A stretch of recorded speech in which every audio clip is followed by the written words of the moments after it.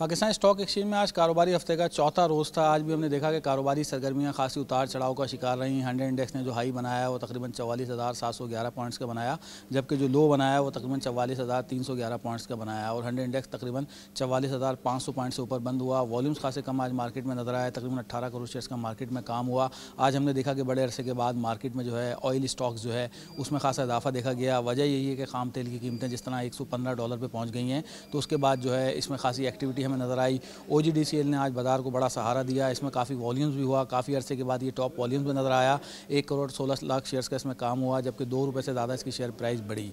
जबकि इसी तरह हमने देखा कि PPL भी जो है उसमें बड़े अरसे के बाद काम आज हुआ। मार्केट में तकरीबन 67 लाख शेयर्स का इसमें काम हुआ, इसमें भी 3 पौने 4 रुपये का तकरीबन इजाफा हुआ।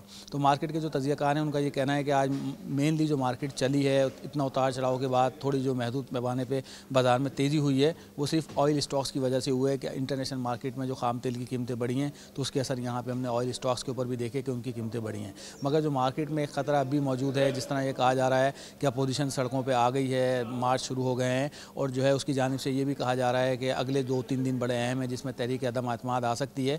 तो इसको लेकर सरमायाकारों के बड़े कंसर्न हैं। मार्केट में वॉल्यूम्स ये बता रहे हैं कि सरमायाकारों का इंटरेस्ट बाज़ार में कम होता जा रहा है और अगर जो है तहरीक अदम एतमाद आती है तो फिर यकीनन बाज़ार को यहाँ से मुतासिर करेगी। और मार्केट के तज्ज़ियाकारों का ये कहना है कि बाज़ार कल आखिरी कारोबारी हफ्ते का दिन होगा तो कल भी उतार चढ़ाव का शिकार रह सकता है, क्योंकि बाज़ार में जो है वॉल्यूम नज़र नहीं आ रहे हैं। मालियाती इदारों का भी बाज़ार में इंटरेस्ट नहीं है, बड़े पंडर का भी इंटरेस्ट नहीं है, क्योंकि वो वेट कर रहे हैं तहरीक अदम एतमाद का या जो भी जो है सियासी तौर पर जो हलचल हो रही है और जो उसकी जो पेशरफ्त होती है उसका इंतज़ार कर रहे हैं। यही वजह हम देख रहे हैं कि डॉलर जो है इंटरबैंक मार्केट में वो भी रुकने का नाम नहीं ले रहा है।